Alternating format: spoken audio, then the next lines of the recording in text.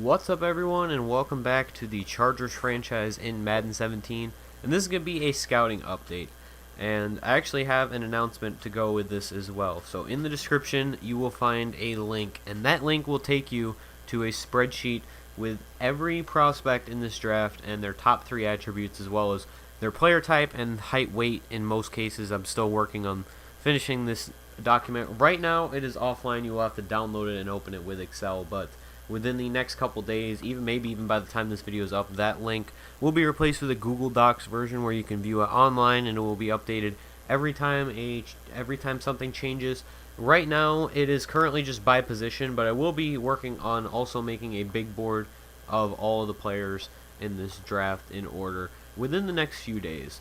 And that's part of the reason that I haven't been uploading this series specifically as much lately. I was sick for a couple days last week, and I got busy working on this document in its current state took probably about 4 to 5 hours of work, and it's not complete yet. I haven't put height, weight in for every prospect as of right now anyway, and I'm going to be working on that for the rest of this afternoon, because this isn't going to be the only video today. I actually already have the later today Madden video recorded, and just needs recorded and edited. It just needs commentary. But I'm also going to run you guys through some of the prospects that I really like, and I'm going to use this spreadsheet as a tool because I don't have a lot of these guys scouted out quite yet. I am working on the scouting points, but I went through and scouted every single player.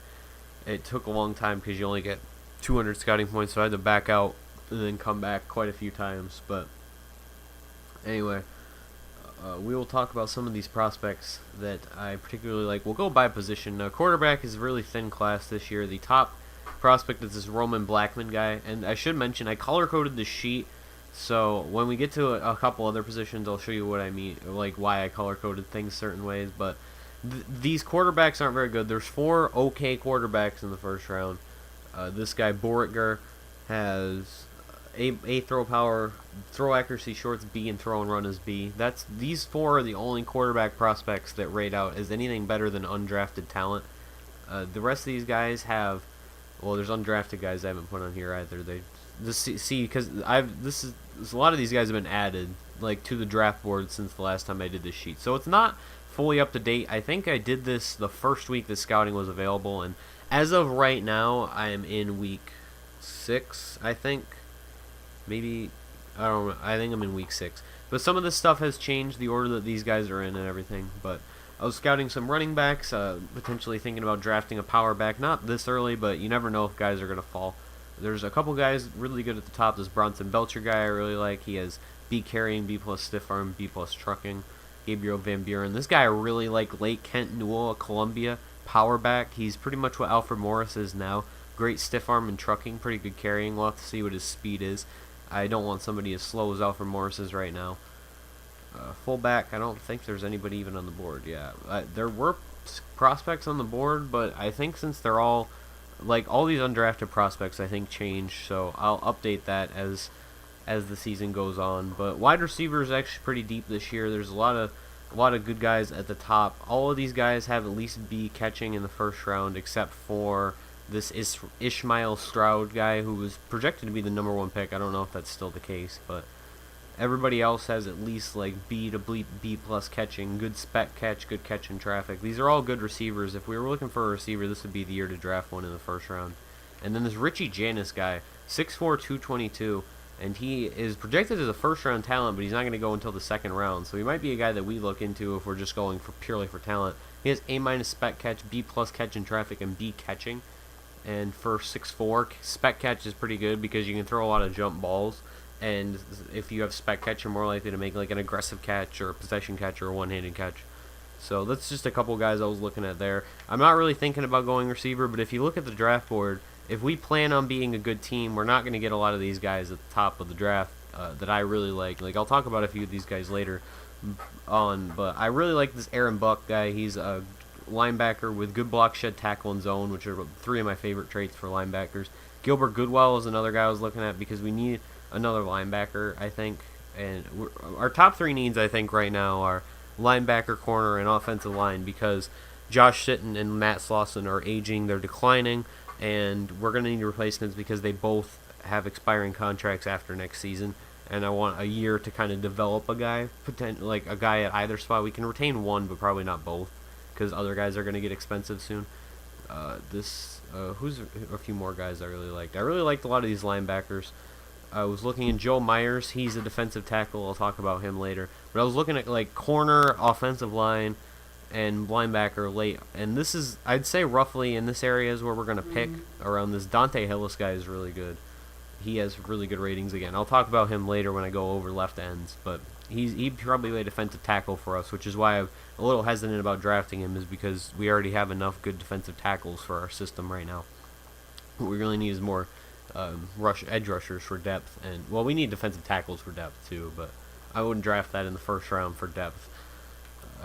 But this guy, so there's this group of prospects right here on the offensive line are all projected to go around this pick. I don't remember anything about this PJ Moulton guy. This Devonta Pinkston isn't very good, but the other guy I was thinking about possibly trading down is Francis Waters. Good in zone and press and man coverage is actually pretty decent too. And we really need a corner because we have Casey Hayward and Jonathan Joseph both expiring. We have one guy who can take over one of those spots already on our roster, and Antoine Benford, our 4th round pick or 5th round pick from a couple years ago. I think he was in the 4th round. We picked him in the 4th round, and he's progressing very nicely. He'll be ready to play full time by next season. He'll have good coverage ratings in the mid to high 80s, and his play rec and awareness and his press will be up as well. But we still need another corner who is going to be ready to play, even if he's just in a slot role. And Francis Waters seems like he'd be the perfect guy for that. So this is the big board right now. Around our pick, there's not a whole lot that I'm really interested in. If we do decide not to trade down, I'll probably draft one of this group of guys right here. They're all pretty good, but we'll talk about them separately. Tight end is a very weak class this year. This top guy is Lewis Middlebrooks, and he's projected as a 2nd rounder, but he's a 7th rounder in true talent. And that's actually the same for most of these 3rd round guys as well, other than Jeffrey Burrow and Tyler Solano. Kane Bacon, Wyatt Schobel, and John Savage are all projected to go in the 7th round. But Zach Kaiser is a guy I'm really looking at. If he falls late in the 3rd round, or if we have a 2nd round pick, that we could use another tight end on the roster behind Hunter Henry. This guy's a good blocking tight end. I want to run a little bit more twin tight end. Obviously, we don't have the tight ends to do so right now because we have Vincent Jackson playing our 2nd tight end in 2 tight end packages as a receiver. But we need a guy who's good at blocking too, so we can run twin tight end and actually make it a threat to run or pass, and not just to pass, because that's something I want to incorporate into our offense, because I don't think our offense is really complete yet. We have good players, but we are still missing a couple pieces to run the full offense that I want to run.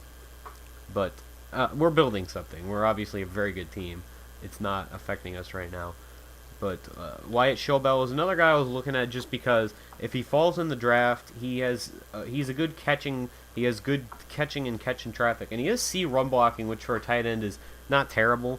So that's a guy that I was thinking about drafting, potentially maybe developing later on down the line. This Jeffrey Burrow guy is a blocking tight end. He has B- run block, C catching, C- catching traffic. So he would take a lot of work to become a receiver, but he's already a good blocking tight end day one. And Tyler Solano is a guy I scouted out, and he has okay ratings. He has B- spec catch, C catching, and C- impact block, but not really a guy that I would be looking at. Tucker Ryan was somebody that I was, though. He has C run block, C- impact block, and C- catching. If we're looking for a guy in the 7th round, he would be a guy that we could potentially pick up.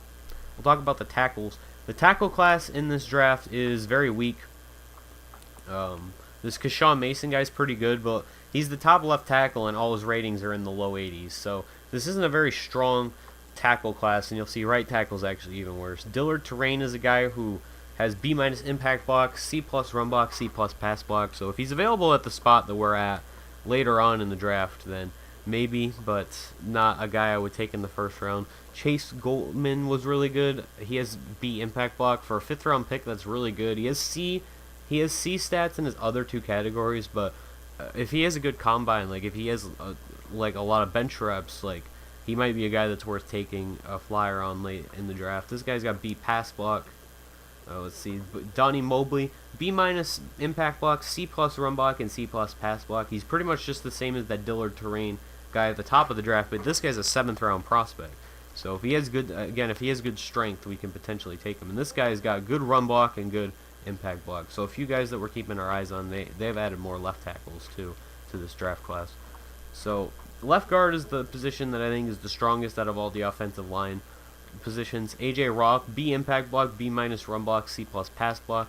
Keith Hurst, a 4th rounder, B minus run block, B minus impact block, C pass block, so that needs a little bit of work.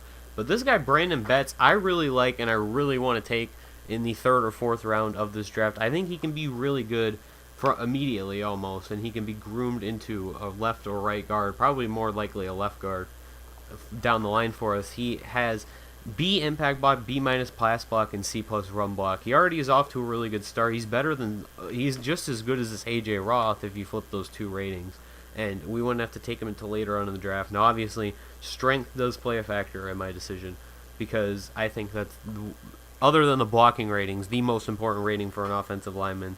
The 5 I really like to look at: impact block, that's how long you hold your blocks; run block, pass block, and strength and awareness are the 5 ratings that I really value in offensive linemen. So if any one of those is low, I get a little weary.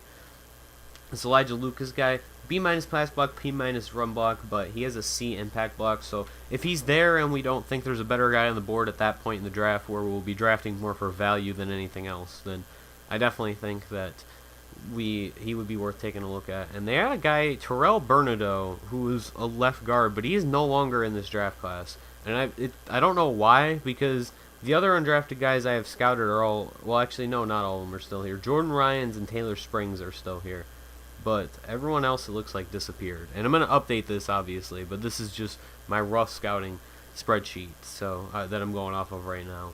I'm going to update this. This is what I'm going to work on throughout today, because I don't have anything going on.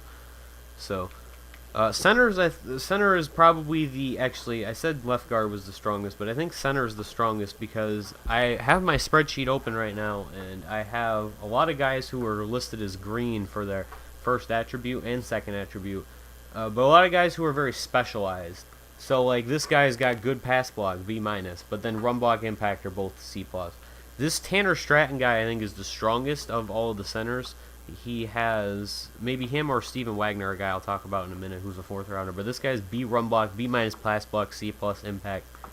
Steven Wagner is, I think, my favorite prospect out of all these guys. He has B run block, B minus pass block, and B minus impact, excuse me. So I think he would be a perfect right guard prospect if we could pick him up, because he's more of a run block. I tend to run to the right a little bit more than I run to the left. I try to build my lines to fit the way that I play the game. So like my center will usually be very balanced, as you could, like Eric Lair has 84 pass block, 85 run block. But like the guys I have on the right side of the line, like Deshaun Snell's 91 run block, but he has 84 pass block. So I built my line in a way that matches what my offensive game plan is in the game. Although I do like to mix it up. I'll run to both sides. I'll run off tackle. I'll run left side, right side with a fullback. Like I mix it up, or I try to mix it up. It's kind of hard because there's not a good playbook that is good for both running and passing in this game that I have found anyway. Right guard is also decently strong. It's got a few good prospects, not very many, but I don't know why I have this guy, Kashim Alexander. He's not very good. I don't know why I had him targeted. But Darian Mullins, B impact block, B minus run block, but he only has C pass block, so that's going to be in the low 70s. Sean Ivey, the same way, except he has B run block and B impact block, so I have him ranked a little bit higher. Eric Colonet is the guy that I have ranked number 1 in this class. He has B impact block, B run block, and C plus pass block. Nobody has 3 green traits, or traits that I listed as green, meaning they're above 80 or above a certain threshold. In this case, it's 80 for all of these. So that's I color coded this. That's how it pretty much is. But like I'll show you guys later on when I get to safeties, it's not exactly that way for every single stat, but for the most part, if it's above an 80, I color coded it green. If it's the high 70s, it's yellow, and if it's below that, it's red. So that's not the same way for everything though. So but for some of these positions, actually most of these positions, I have every player ranked, or at least most of the offense. I haven't done anyone's on defense yet, it doesn't look like. But I'm probably going to get rid of that rank since the draft class prospects are changing constantly.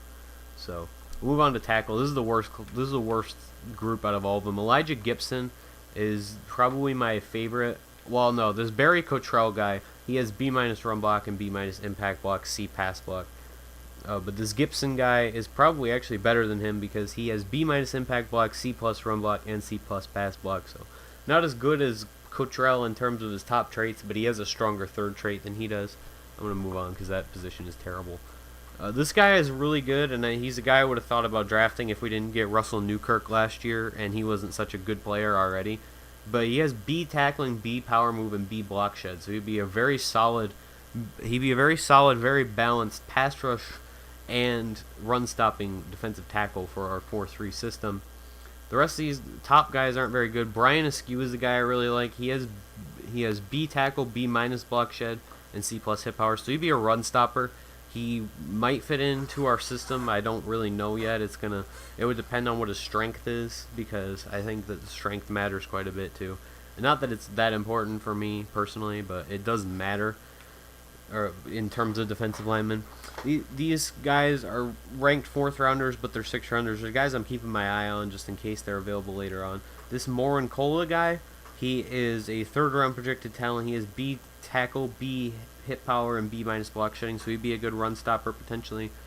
Chase Semple is a guy that I thought was pretty good. He has B- block shed, B- tackle, and B hit power.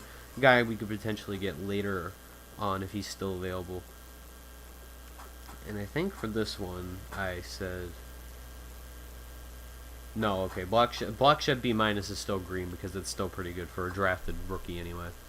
Right end is much deeper than left end, although I think I like Dante Hillis a little bit more than I like these prospects.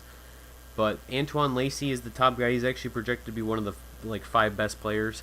He's a 4-3 end with B+ block shed, B tackle, and B power move. So actually he is slightly better than Dante Hillis just because he has that B+ block shedding instead of that B block shedding.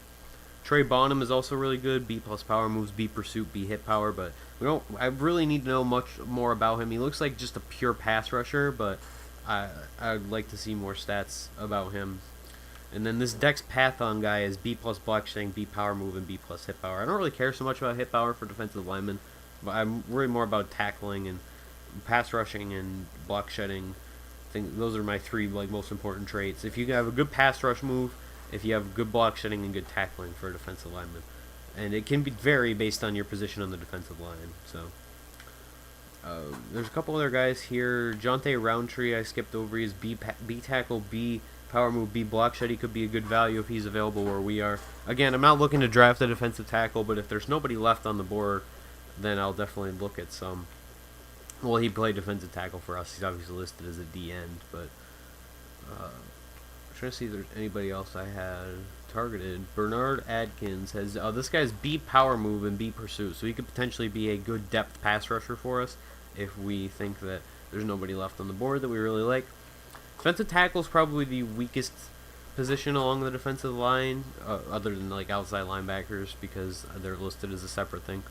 So Hanson Schillinger is a guy with B block shed, B- hit power, B- pursuit. Not really a guy I'd be looking at. This guy has not very good power moves, but he's got good block shed and pursuit, so he might be a good tackler, good run stopping, purely run stopping defensive tackle. But definitely not going to be a guy that we would draft. Joe Myers, I think, is the best defensive tackle in this class. He's a pass rusher. He has B power move, B pursuit, B block shed. He's the only guy listed as a defensive tackle that has above Bs in every of the 3 categories. And then the only other guy I considered good in this entire group was Davin Eldridge because he has B block shedding, B- tackle, and B- power move. So he's okay. He's definitely below average for a 1st round pick, but for a late 1st round pick, he might be a good value for somebody, especially because he's a nose tackle. A nose tackle with good, not good, but decent power move at B- is something that's very valuable, I think. And then, yeah, none of these other guys are very good. This is probably my favorite prospect in the draft. We're unfortunately not going to be able to draft him because he's projected as a top 10 pick. But this guy, Aaron Buck, my 3 favorite traits out of a linebacker are all right there. Block shed means you're good against the run. Tackling, which means you're a good tackler, obviously. And zone coverage, which means generally not only does it mean you have good speed, but it means that you can keep up with tight ends. And as you'll see later today in the Texans video, in the video of us against the Texans, we do have a little bit of trouble covering tight ends. We're not bad against receivers. We do limit receivers pretty effectively, as you guys saw that in week 1 too. But slot receivers and tight ends, we've had a lot of problems with in these first couple games we played. And then this guy I really like too, DeAndre McLaughlin, B tackle, B plus block shed, B hit power. There's not very many good pass, like good 3-4 linebackers in this draft. It's mostly, at least for the left outside linebackers, mostly like 4-3 linebackers in this draft. PJ Moton wasn't very good. Cole Roos wasn't very good. Left on Leftwich. He is a 3-4 pass rusher, but his best pass rush move is power move at B minus. This cover 2 linebacker didn't really have any good stats. It was finesse move C plus and C plus tackling, and then C plus hit power. This Marquise Matthews, if he's still here, no, he's been removed from the board. The Marquise Matthews, though, was the best undrafted talent. He had B power move, and that was better than anybody else in this group. So, and there's another guy I like, Clifton Bryson, here as well, who was decent in zone coverage, but it looks like he's been taken off of the board. It sucks because I liked a lot of these undrafted projected guys, but anyway. That's it for left outside linebacker. Middle linebackers just as weak. There's only 2 good prospects, and they're both at the top. Gilbert Goodwell, A minus tackle, B plus hit power, B block shedding, and then Enrique Morton, B plus pursuit, B hit power, and B tackle. You could debate over which one you like better. I actually don't know which one I would prefer if I had the choice of drafting both. Probably Goodwell, just because he's projected higher, which means generally you're a better player in this game if you're projected higher, because I think he's an early... No, he's mid first rounder. That might not be good then. Alright, they're both mid first rounder. They're both very good prospects, though. It just depends on what you want. Like, this guy, you know his pursuit's going to be really good. And his tackling's not as good as Gilbert Goodwell, but maybe you value pursuit more. I don't know. Right outside linebacker is the weakest position. I don't think there's anybody who's even really draftable here. I think the best player the player I liked the most at this position was Jamarcus Winfield. And he was an undrafted guy, and he is actually not on the list anymore. Alright, corner's very weak. There's like 3 guys. There's a couple depth guys that I really like that I would think about drafting if we felt the need. But DeMarco Logan, he's not very impressive. I imagine the reason that he's ranked so high is because he has high speed, which we don't know yet because the combine hasn't happened. But I imagine that's the reason he's so high, because his stats don't really jump out at me, and he's an early first round projected guy. Good in zone and has decent press, but I think Francis Waters is just as good. He just doesn't have the height. Rashad Battles is a really good zone corner, but he doesn't really have great man or press, and I don't really think that I would want to spend all the time developing both of those, because like at least DeMarco Logan and Francis Waters have decent press to start out, even though they have the same man coverage. And I run a lot of zone anyway. I've run more man this year than I did last year by far, but I definitely run more zone than man in general in this series and in Madden anyway. And Sean Leak was a guy I like down here. He has B zone coverage, but he doesn't really have a whole lot else. He's good. He's a good tackler though for a corner, which I liked. And that's actually something I can point out, is that's a trait that's C minus. I have him listed as C minus, but it's not red, it's green, because C minus tackling for a corner in Madden for a rookie is very good. There's a couple other guys I like. Ace Latimer had good zone coverage, if I can find him. He had good zone, it was B, but his other 2 stats were man and press, and they were both C, so I didn't really like him very much. There's a guy down here named Marquise Cherry that I found, and he might be my favorite depth corner option in this draft. He is B-man, C plus zone, and C plus press, which for a 6th rounder, having B-man coverage is very good, and he is a guy that we could develop at the bottom of the roster. He's actually not really like Louis Brinkley and David Mooney, who we signed, one of whom we signed and one we drafted in the last draft. He's opposite of them. He is good man, so he could be utilized in a role right away like those guys can be in zone. So we'll move on from corner, even though corner is probably our biggest need. We're not probably going to touch that. Safety is an interesting class because there's a lot of good safety depth, but not very much at the top. And for this one, I said anything B plus hit power and above was good hit power, but anything B or below was not, because the way that they rate hit power in this game is if it's anything below like 80, I think B is 86. So if it's 86 or below, it's not very good, I basically said. Which is pretty true. The way they play, there's no point in having a safety with anything below like 87 or 88 hit power, because there's not going to be a point making big hits. They're just going to be tacklers. And I prefer tackling over hit power anyway, but I'm kind of basing this on how Madden molds all their rookie safeties. So this top guy is terrible. He has C plus hit power, C minus zone coverage, and C tackling. I think the best player the player I liked the most in this draft was Robert Lake. He didn't have as high hit power. He only had B, but he had B minus zone coverage and C plus tackling. And we're kind of in the market for another backup safety. Currently, we only have one on the roster as a backup, and that's Terrence Mitchell, and he's a converted corner to begin with. So his stats are geared more toward cornerback stats to begin with, and I kind of want a guy who has stats that are better for a safety, like this guy's hit power and tackling. So that's more, and our other backups, the guy who's playing third string safety for us right now is a corner, David Mooney, who we signed this past offseason. And the only reason he's playing safety, or he's third on our depth chart at safety, is because he has good zone. So if we have an injury at safety, we don't have very much depth. So that's a position that I might address late, especially since there are so many good safeties in this draft class. Especially at strong. I'll go to strong now. And this is a thing where the top 3 guys aren't very good. They're projected to go much lower than their ratings actually show, and they don't have very good traits. But this Jacob Kaufman guy I really liked. He had B plus hit power, C plus zone, and C tackling. My favorite guy in this draft class, though, is Leon Weeks. He's listed as a run support safety. He has B plus hit power, C plus tackling, and C plus pursuit. And then Jerron Hanna is also really good. He's a different kind of safety, though. He is actually pretty much the same, but he has B minus zone coverage, B hit power, and C plus tackling. So I'm probably going to draft one of these safeties late. It's just going to come down to which one I prefer at the time. And it actually sucks that there's no kickers here, because I really liked a kicker in this draft class named Taylor Treader. He had A plus kick power and B accuracy. And we're going to be in the market for a kicker this next offseason, because Greg Zuerlein's on an expiring deal, and it's going to be much like what we did this last time around with who's his face? Our kicker, Kirby Pritchett, where we're going to maybe sign him after, but we might also draft him. I don't know yet. We're in the market for a new kicker, though, with Greg Zuerlein on an expiring deal. He's a little older. He's going to want more money, and I don't think that I want to spend $3 million or maybe even like $2.5 million. It was fine the last time around because we needed a kicker, and I didn't like any of the draft prospects.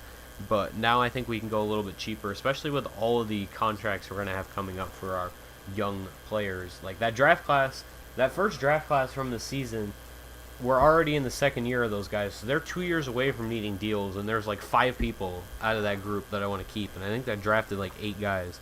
Like I want to keep Deshaun Snell. I definitely want to keep Parker Donahue, but I want to keep Parker Donahue, Deshaun Snell, Brent Vollers. That's going to be a very expensive one. Brent Vollers, Dominique Bernard, and Dalton Dansby I wouldn't care the most about keeping. Antoine Benford is a guy I'd like to keep around. The way we built him is very much how I want to build our corners going forward. Him and Jason Verrett are both very similar in the way that I've progressed them in this series, where they're very balanced in coverage. They're good in man and zone. They're decent in press. They have good speed, especially Verrett has very good speed, and they're decent tacklers. So that's a guy I'd like to keep around. And then so that first draft class, there's a lot of guys who were in that first draft class that I want to keep on the team. So we're going to have to keep cautious of our cap room going forward. And drafting a kicker in like the 7th round or the 6th round instead of paying for one in free agency is a very overlooked way to save a few $1 million. So anyway, that's going to do it for me. This was much longer than I thought it would be, but I ran through the entire scouting board. I'll do another video like this in the off season, like during the Super Bowl week, because that's the only week in the postseason that you can do scouting. So I'll do a video then before the off season, and then we'll obviously put a lot more stock into the draft this time around. I'm going to be updating this big board.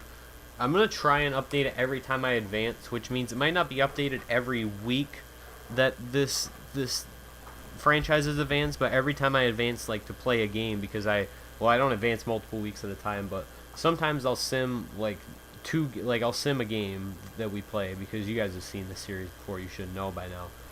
Say this is week 6. I'm playing against the Chiefs. Well, I'm not playing next week's game against the Cardinals, because the Cardinals aren't a very good team, and they're not worth showing. Well, a lot of these games haven't been close anyway to begin with. But so I'm not gonna play this game against the Cardinals. So between week 6 and week 8, whatever changes in that time frame, that's what I'll update on the big board. I won't update it for week 7 and then just sim and have everything change.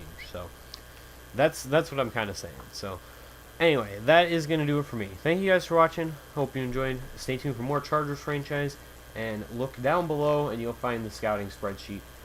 And I'll replace the link with the Google Doc once I update this fully. I'm going to be working on that all day. And this video, actually probably by the time this video is up, it might even be live on Google Docs. So, because it's 10 o'clock right now, and this video is probably going to go up around 1 or 2. So, anyway, I'd like to thank you guys for watching. Hope you enjoyed. Stay tuned for more Chargers franchise in Madden 17.